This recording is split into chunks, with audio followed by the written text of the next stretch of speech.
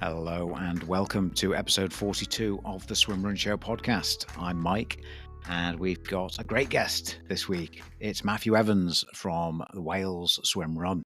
His company is Activity Wales Events, who many of you will have heard of, and they organise a great race down in Pembrokeshire, southwest Wales, with a couple of distances. We will dive right into them very soon. Before that, though, big shout out to the British teams who have qualified via the ranking system for the World Champs on the 1st of September 2025 in Sweden. We have one all-female team, Team AAA, Hannah Donnelly and Kirsty Hett. Well done, guys. One mixed team, Claire Valance and Piers Valance, well known on the UK circuit. Well done, guys. And one on the male team, although James Westlake looks like he's flying under the New Zealand flag. I'm not sure. I know he's raced under the British flag before. But yeah, Stuart Bedford and James Westlake, I think, are British too. So congratulations, guys. Might seem a bit light on the British contingent at the World Championships, but that's not unusual, to be honest. It doesn't mean that we haven't got good swim runners in the UK. It just means that, that's those guys who've applied have got the ranking points via Otelo World Series races, of course, and they've applied and got in. So there we go. So don't let that put you off entering, thinking it's really hard or to get in.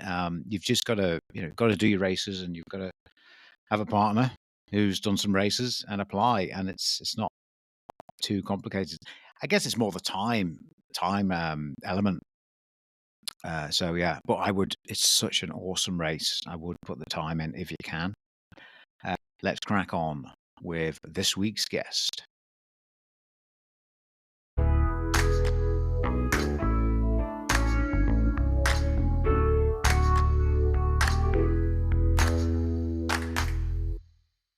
So Matthew Evans here, all the way from Activity Wales Events. How are you, Matthew? Very good, very good. Good morning to you, sir. Good morning. So what's happening? You've got a lot of events. I've been looking at your website and you have got so many events. Obviously, you've got Swimrun, the most important one, but absolutely. How did it all get started? How did you introduce Swimrun to your calendar, I guess? Right. We started the company in 2010. Me and Scott went to school together many, many years before that.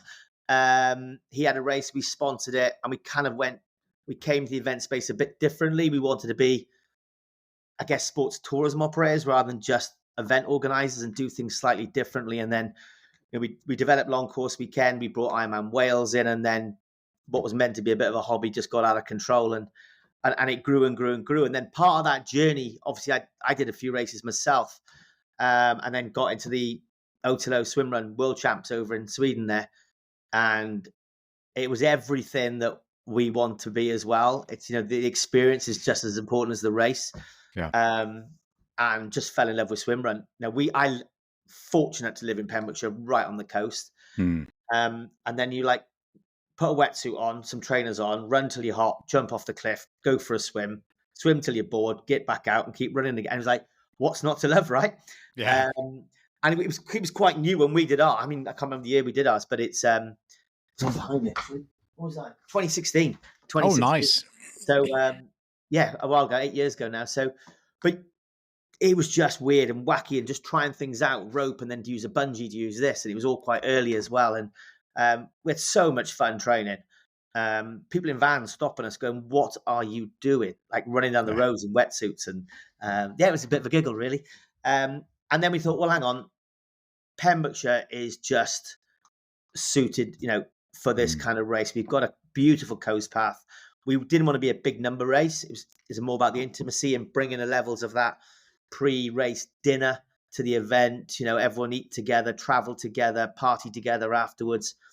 Very important part of what we do in most of our races, to be fair, the pre and the post. And look, we got, I said, coast path, 186 miles of coast path and crystal clear water. And I think people are very surprised when they get here and they jump off the cliffs and hang on, I can see the bottom here. Yeah. And it's like being abroad, but you're in the UK. So we're blessed. We're blessed with our coastline and wildlife. So it sells itself. I mean, people you have to do anything. People just run around and go, that is unbelievable. And we've got a great, our start line, you look out and you can see you can probably see to to the start of the sprint. So you can probably see half the course from the start line, which is, again, a bit more reassuring when people start races. They're not there before. Just keep the sea on your right. If it's on your left, you're going the wrong way. Yeah. Go. Yeah. So, Good stuff. as simple as that, really. Cool. So, and what was the first year you put it on, Matthew? We started it in 2019 here. Okay. Minus a couple of COVID years. This will be our fifth edition. And probably the big change was the move of the finish line. From last year, we used to finish in Amroth on the rocks there on the beach, and nice little quirky finish line. Now we have a proper big red carpet finish line on the decking in Saunders for Harbour. You come onto the harbour, there's a big red carpet next to a clipper yacht. It's beautiful. Nice. And then we do the after party literally in the pub next door. So all the awards are done in there. Cool. So you've got two distances. I think you've introduced a sprint distance too this year. We did. It was just, swimrun's tough, right? It is hard anyway, despite the distances. And ours is 7K swim, 23K run, the long one. And we're on coast pass, so you're up and down a bit. So we just thought we just need to get people into swimrun, and someone working with Envol on as well is, do we do like a taste the day before, where it's just a little swim and run up down the beach just to get a feel for it, because we're still a young sport. I think we're all working quite closely together to get more people in. And just seeing if we can just try and get a free couple of hours away where if a few of us can get together, just share a few wetsuits, and people can go, you only got to do it once, and go, hang on, I'm bought into this. It's the easiest sell in the world. But it's just getting people there to try it and just discover it. Yeah, definitely. I know the long course has got a couple of meaty swims there. What's your longest swim on that one? Our longest swim is 2.1. It's the last one. 2.1. Look, I looked at the stats as well, and it was like, we wanted something that favoured decent swimmers as well, as decent runners.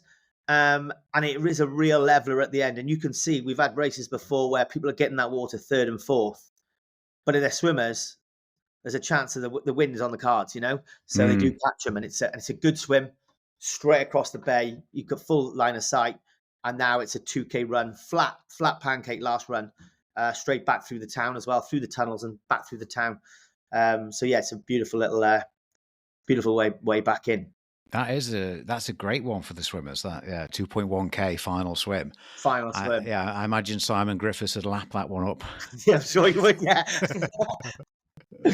And so you told, just for the guys that don't know, so it's like 7K swimming, 23K running on the long course, and then I think, is it 5K swimming, 14K running on the sprint? On the sprint, yes. So basically the first one is 7 runs, 6 swims, and the short one's 5 runs, 4 swims. Okay. And it's literally, the shorter one starts just a place called Lidstep Point.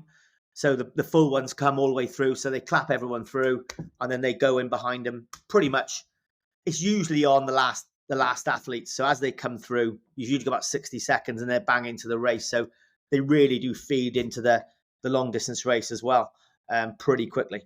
Okay, cool. And what's the longest swim on the sprint? 2.1K. It's the same swim, right? Okay. They get the long swim. Yes, and from there on in, they just follow the same route. Right. Okay. Which again, so it's not a separate route, and they're all off on their own. Okay. They fit into the whole. Nice. They fit into the main race. Brilliant. So we keep everyone together. Brilliant. Cool. And you can do, I'm guessing, is it solo or team, or is it the long one just teams or not? No, solo or team now. Yeah. Again, we were quite hardcore, long teams only. We had a new finish line last year. Interesting, last year as well, I think it was the mixed team won, ladies team second, men's team were third. So and we've got a nice split. I think we were 53-47 male female. Wow. Which is huge, because we're doing a lot of work with female athletes at long course this year, a proper female program. We've got to take it more seriously to get more ladies into endurance racing. But swimrun don't seem to have a problem, and they're faster than the men. So right where we are at the moment, it's a complete role reversal. Good. Absolutely. Good stuff. Just linking to that, as you mentioned that, I wonder if I know you organise a lot of kind of triathlon stuff and the long course weekend and the bikes. So obviously eliminating that bike might be a big factor with, equalising the men and women. It might well be, you're out for a long time on the bike, you 7-hour training rides and that kind of stuff. I don't know. it'd be interesting to see in Mallorca now. We have a long course weekend, but we call it a duo. Right. Start of May, and that is only a swim and a run. So we swim on the Saturday in a national park in Colonia San Jordi, beautiful, and then the run it goes from the same place on the Sunday, 5K, 10K, half marathon, a marathon option. So a lot of people come from the UK because you can just chuck a bag on EasyJet, Ryanair, land, cheap as chips. Yeah. You haven't got to fly a bike anywhere. Yeah. And it's quite nice early May just to get a bit of sun on your back, bit of open water swimming in, and just get rid of that January, February blues of we have in the UK of not being able to get in the sea. Although some people do. Yeah. Well, yeah, they do. Yeah. Yeah. Cool. Okay, so let's look at the running then. So it's the coastal path. Anyone who doesn't know, it's generally up and down in the whole of the UK, really. What are we looking at in terms of longest run on the long course there? Longest run is 5.7, 5.8K. Okay. So nice. Yeah, they're all quite doable, and that run is pretty. I mean, you're at Lidstep. It's one little tiny climb up, and then it's, to be fair, it's pretty flat. Drop down on the South Beach, flat all the way around then to the next swim. So it's probably the flattest part as well. The longest is the flattest bit. As you run part, you've got Coldy Island, the monastic island on the right hand side, and just a beautiful run. So yeah, longest run, and both get that run in as well. So longest runs about that, and then to be fair, it's the first and the last runs. And the last swim is probably the toughest bits. Okay. As you come out of Tembe, you swim to a place called Water Winch, a private, like, sort of beach area, and then you run up through the woods. And the topography of the land changed dramatically from the first half to the second half. It's quite all open, no trees, path, sea for miles. Second half, you start going into the woods. You're on the coast path, but it's woods and like tiny climbs. But there's one, we call them the Water Wedge steps, and they're just, there's a lot of steps. Up through the woods, and then they climb, heart rate's up, and then you're dropping down to Saunders Foot, and then you got your long swim. So cool. It's probably the end and the start. The middle bit, you can enjoy the middle bit. Just keep a bit back. Okay. And I'm guessing you've had a bit of weather over the years down in Pembrokeshire. Yeah, absolutely. Absolutely. We've had hot, which is never ideal. And I think 2 years ago we had to move a couple of swims. We're very lucky that obviously the beaches all face different directions. So you've got easterly, you'll have protection this side, and so we can move. Perfect conditions, we get all the swims in. Rough conditions, we'll get some of the swims. So we'll always have a swim, and we'll always have the run elements, but it's just which ones we can put in. But only once we've had to adapt. We've had to adapt the courses, which hasn't been too bad in 5 years, to be fair. That is pretty good at going, actually. Yeah. And how about yourself? So you did the World Champs in 2016. How did you get started on Swimrun as a participant? How did I get started on Swimrun? Do you know what? I think it was, how did I get involved in it?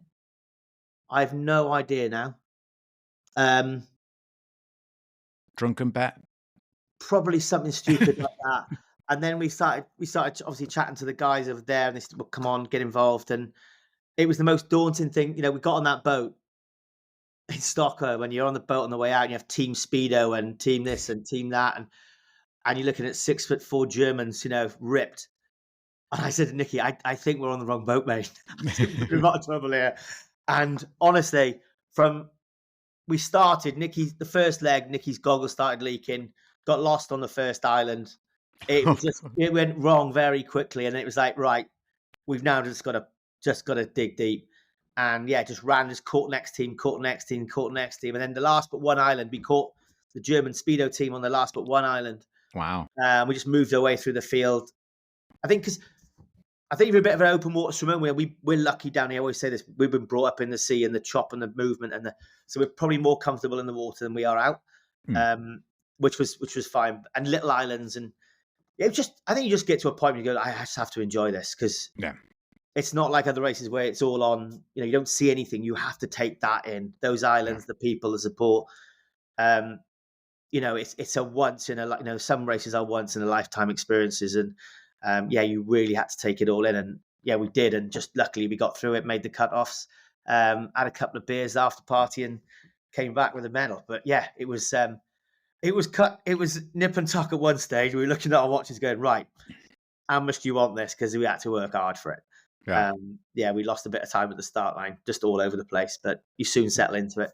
Yeah. Um, but yeah, and what a community! It's just there's it, it is. It's I always say it's almost like triathlon used to be 20 odd years ago. Where Right. it didn't really matter about the times and the things and the whatever. It's just about being there and enjoying nature and running and having a Yeah. pint afterwards or before with everyone. And you know, and then we must keep it like that. Hmm. We must keep it. That's why we do our after party in a not a pub. We do our the presentations literally in a bar next door in the beer garden. Bit of speakers outside. Everyone's having a pint afterwards before the race. We do a big sort of spaghetti bolognese or a vegetarian option on the Friday night when we do our reg. Everyone sits down together. Everyone eats. Supporters eats. We talk people through the course. Usually got someone as a guest speaker answering certain questions if they're newbies. Yeah. Next morning, everyone's on the same bus, all bus to the start line. So you get that feeling of togetherness before you start, and it's Hmm. quite unique. Hmm. And it was like that in Otello when I did mine, and I liked that, so we Hmm. kept it that way.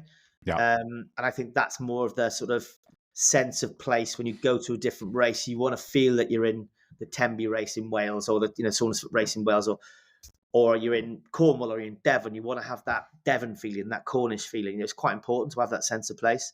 Yeah. And it's easy to do a swim run because it's smaller groups.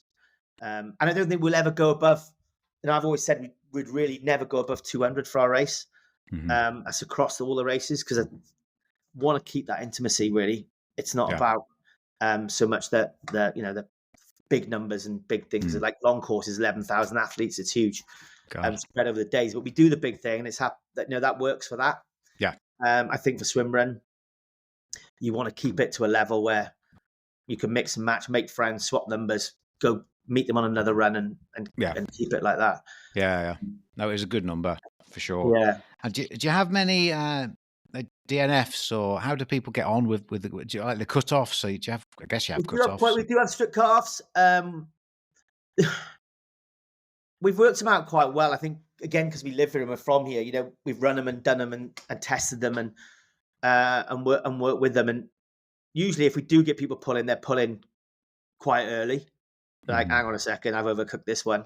And again, unlike other, the cutoffs are there for a number of reasons, and we don't want like our volunteers to be out all day, and obviously got tides and currents to play with, so people just respect that a bit more in swim run.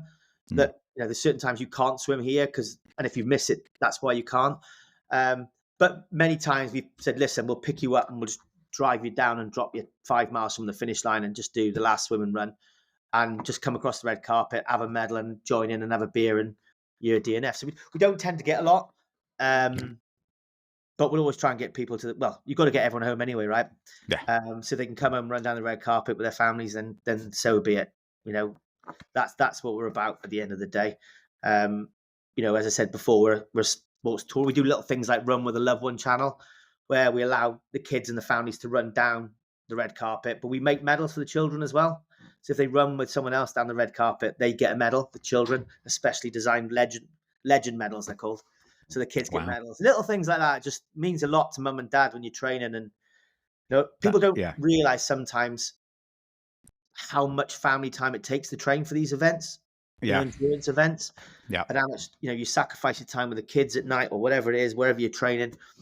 So that red carpet means a lot. Means a lot to people. Whether it's their marathon, it's their ultra marathon, it's their whatever it is. So yeah, we make sure we celebrate that red carpet with the families as much as we can. Yeah, no, you're right. That sounds awesome. Yeah. So and just talking on the numbers there. So you're keeping it at 200, and with the development of the sport in across the world, I guess, and the UK, and we want to. Everyone wants to keep it the way it is, but also grow it. No, exactly. Yes. So, how do you think it's going to play out? Like, you're very experienced in organising, a lot of triathlons and all sorts of races. You just running races. You do all sorts, don't you? We do all sorts, yeah. But look, we kind of have a couple of things in the office, really, and sayings and way we do things, and we don't want to be busy fools. We don't put races on for races' sake. we're big believers the world does not need another event. We need world-class events. So they've got to be up here. But to be up here, they cost a lot of money. It's getting so expensive to put races on now. Yeah. With demands from local authorities, costs have gone. I think you'll see a lot of races really struggle in the next couple of years unless we get some sensible. These are tourism. These are, it's important for an area. You don't have to charge us full whack for everything. We've got to get that right. But at the same time, like I said before, I've traveled and lucky enough to travel all over doing Norway things, doing different races and places I would never have gone if there hadn't been a race there. Yeah. And we run this thing like I have 4 children. And if they're in the back of the car going, Dad, Dad, Dad, Dad, Dad, can we come back here again next year? The race organizer has done their job. As an athlete, it's easy. We've all got a bit of an ego. Make a big, nice start, big, shiny medal, nice T-shirt, big finish line, done. But if my wife's sitting there for X amount of hours with 4 children and she's having a good time, then that race organizer is top draw. Because he's got my wife and 4 kids all day. Yeah. He or she on the mic, wherever, they got them all day. They got me for seconds, but you should be looking after the supporters as well. So, but going back to your original question, what do we do? I don't know.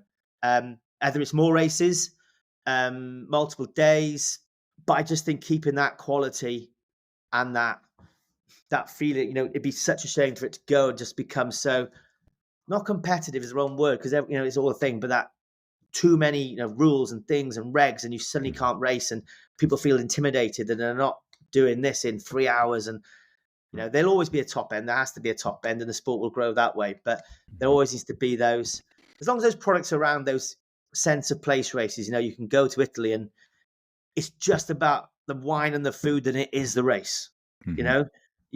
You want to keep a handful, and you've seen it in long distance racing now. You look at challenges, Ironmans.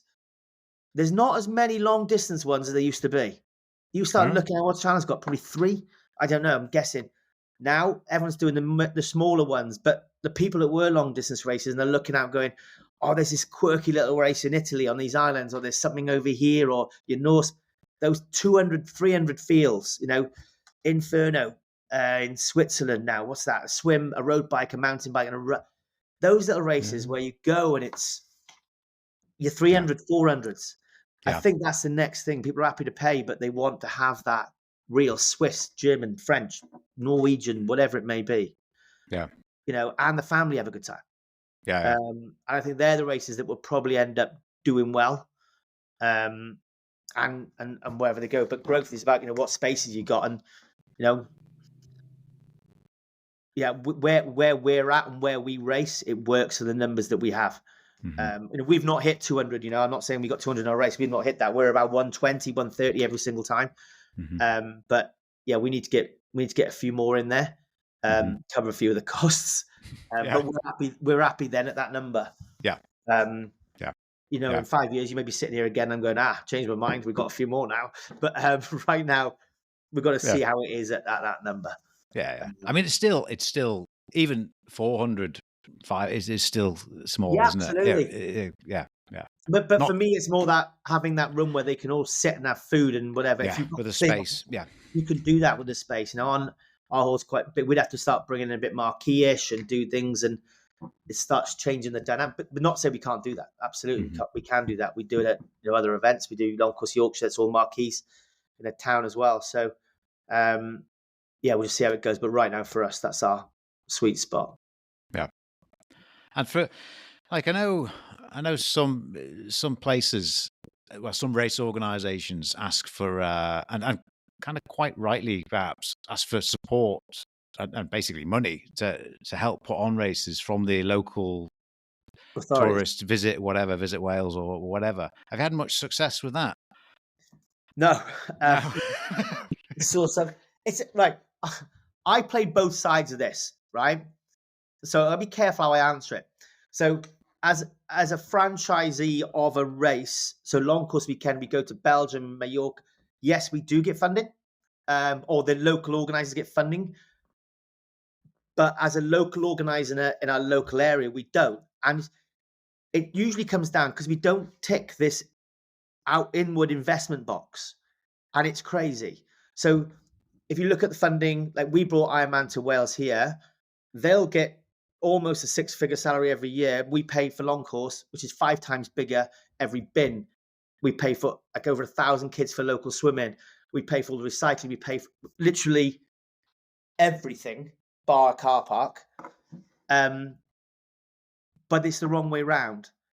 And it's because we're local, we don't tick that box.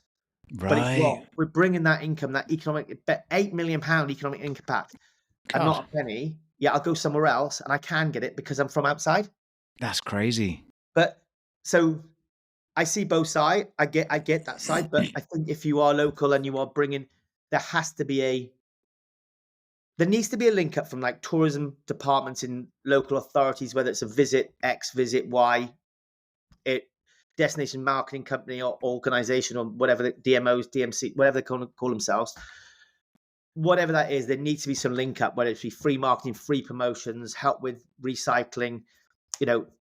It's easily achieved, but because most local authorities are so, every department seems to be independent of other departments. Everyone's chasing a budget. Everyone's having cuts.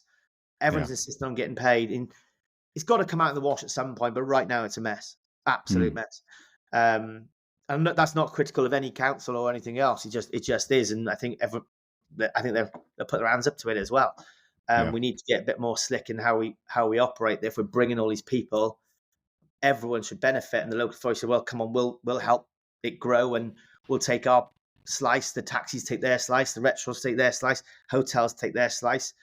As event organizers, we are probably 20% of the event experience. Where they stay, what they do, where they go, where they eat, is all part of the cake, right? Yeah. So everyone's got to play their part. We're bringing all these people in. So sometimes a little bit of help of even just giving us free stuff, or just helping out with, recycling bins, whatever it may be, higher charges. Because otherwise these events are going to go, and the good events are going to go, because people can't do the world-class events because they simply can't afford them. And if they can't do them, everyone's going to go overseas and race. And that's the sad thing, because I think Wales, I know in the last 10 years has improved dramatically as a destination for races. The standard of racing, the finish lines, the experience, it's gone through the roof, and so has the UK. But that can only happen for a certain amount of time before people are tripling costs and saying, well, we want this, we want that. They look at it and go, you must be making a fortune. And you're not. Most races aren't making a penny. And it's all down to, if you can get occasional sponsor or something on board, it helps. But without the sponsors and that kind of stuff, it's a no-go. Cost of volunteers and putting those, if you want to set fireworks and flames and, it all costs. And I do think, local authorities need to protect the world, especially if they've built one and they've got a reputation now, of a world class. There are lots of other, there's different races for different people, and club races. There's always this place for everything. But for us as commercial organisers, is what we do. We're not a club that's putting on a club race. We're putting on a race that we want to show the world. 14 nationalities generally race at Wales. We get a good crowd over from Ireland. So there's a lot of people trying. It's not numbers wise, I don't get that, but when I put my long course hat on, I can't remember the things now. 50 odd different countries coming in. I think 52% are outside the country. So you're looking at, a good few thousand flying in from all over the world into the bottom left-hand corner of Wales that hasn't got an airport for 2 hours. It's quite incredible what's happening here. An average stay over 3.5 nights, 160,000 bed nights. It's big numbers. Big numbers when you start looking at those, but there isn't. So I do think that, and the sad thing as well, if you look at local event strategies as well that come out of governments and whatever, they always say, look, we're going to start focusing on homegrown talent, developing people and whatever. And the reality is, the moment you start going, okay, we'll put it on here, the councils will always pay for someone to come in from away, and they'll never back your locals. So you can have as many event strategies as you want nationally, but unless local authorities are buying into the agenda and the strategy, it just isn't going to happen. So, but hopefully things will change, and they will get on board with it. But I do think, sports tourism is very, very important. Yeah. we've got to race fairly much in the season here, but there are other events that are outside of seasons that, we're still shoulder season. Don't get me wrong. Mm. So yeah, Yeah. let's just support some of the events if we can. Yeah. So Ironman Wales, obviously the Ironman brand. Did you set that up? Did you start the Well, Tembe? yeah, absolutely. We Right. contacted them back in, what was it, 2009, 2010? We started the company in 2010. Yeah. We launched Long Course Weekend in the September of 2010, and we announced Ironman on the morning of that race. And Right. then we put Ironman on basically the swim course of Wales and the bike course of our long course as Right. well. Yeah. And obviously different marathons, they got to do loops. Yeah, and we ran that, and then we passed it back into Ironman, and we focused on the long course event. Okay. But yeah, we brought it here, and it was only meant to be a 70.3 as well. And like the morning of the presentation with Welsh government, we were like, they said, "Do you want a full?" And we're like, "Yeah, we'll have a full." And we literally ran back to the hotel, changed the presentation, ran back in, and delivered a full. Yeah, raised the funds, and put it. And it's been good. It's probably one of the reasons you got long course and you've got Ironman in Pembrokeshire, and I always say, be careful what we got here, because on a world stage, when we're very fortunate to travel all over, looking at new venues and things, and everyone knows about Wales Mm. now. Long course, and it works. The two work. You've got one that brings 5Ks, 10K, half marathon. They start swimming and they start biking. We hold them for 6 years. We kind of create this athlete, this long course athlete, and then go, there you go, bam, Ironman. They can do the Ironman, and we can keep them in a mix. And it's, we're very lucky to have them both here. Yeah. But there's always, the cost elements and what they get and who's getting what. They've kind of worked well hand in hand. Yeah. To be fair, over the years. Yeah. Yeah. And do you get? I know you're not involved with the Ironman event anymore, but the long course weekend, do you do a little bit of swimrun marketing at those kind of events? Oh, absolutely. I mean, Yeah. it's we always do it as the what's next. For Yeah. me, it's look. There's only so many times you're going to pay a stupid amount of money to ride around in circles on a road. Yeah. And it's like you could, for a fraction of the cost, you can be doing this and going to see countries and running coastlines and swimming in most amazing locations. And I think you get to a stage where you go, like, I'm not doing this anymore. Yes, there's that first thing you do, long distance Ironman as a challenge, and Ironman, your long course medal on the carpet on a Sunday. Absolutely, it's an incredible journey. But then it gets a bit real, and you want to come back down to like, okay, let's get back with a bit of nature here, and it's me, the coast path and the ocean, and you can go to some amazing places, swimrun. Small little groups and meet some amazing people, where a lot of these are corporate events and they're bigger events. It's the one day, a lot of money, a lot of focus. Ironman morning, very much it's eyes down. You're not talking to anyone. You're not talking to your family. The gun goes, you hit that water, and it's just bang, bang, bang, bang, bang. You want to get across that finish line.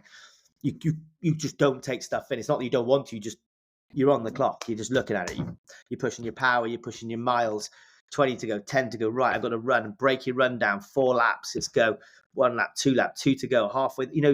It's just doing that. All you're just counting it down. You're wishing it away the whole time. Yeah. I think after a few, you get what you're doing.